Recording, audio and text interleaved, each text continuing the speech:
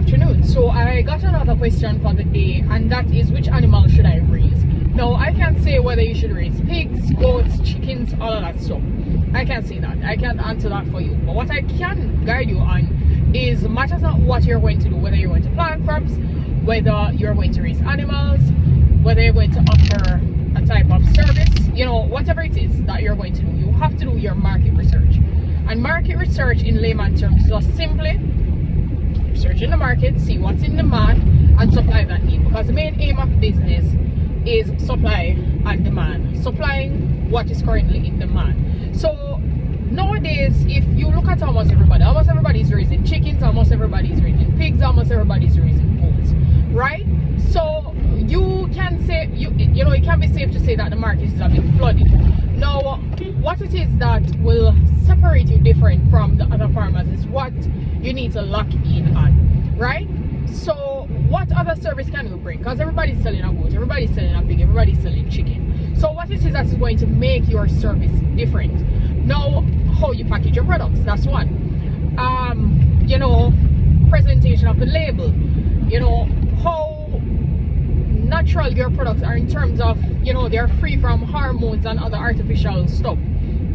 So that is one. How you cut your meat, you know, the presentation of your goods and services in terms of the quality, how it looks, is it sturdy, is it, you know, battered, all of those things you have to keep in mind. You know, consider value-added products.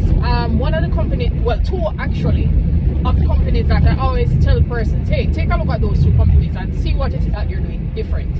I remember when Cameron started out, it was just goats, right? The same for HMH Farms. And what they did, which I have like a high level of respect for, is adding value-added products to their line. So the Cameron started to look at goat milk production, you know, cheese, condensed milk, rum cream, an excellent rum cream, by the way. I have to say, I'm not an alcoholic person, and the first time I had it, for me personally, I love food, and if it doesn't taste good, I will never eat it again. You know, you get what I'm saying? And when I tried their rum cream for the first time, listen, I am still craving more, right? And they have a whole different line of products from what they started out with. And I also look at HMH Farms, you know, the same, started out with, you know, layers, goats, and, you know, they're doing burgers, you know, which is kind of like one of my favorite products. You know, their goat burger is like, and none of this, what I'm saying, by the way, is a paid promotion, right? But these are products that I have personally tried myself, and I can vouch for. Like, I don't know what you're doing if you have not had it yet. So those are just some things that I want for you guys to look on whenever it is that you're going to raise animals, whenever it is that you're going to plant. What is the need of the general populace? And sometimes there is not, like, say, a set need, but you can create that for yourself, right?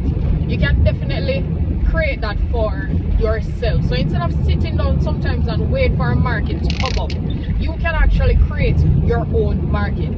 What you can do to kind of like help guide you along, you can, you know, create surveys, send it out to your friends, send it out to your family to say, hey, if I was to do this, you know, how would you like it to be, you know, sorry, how would you like it to be presented?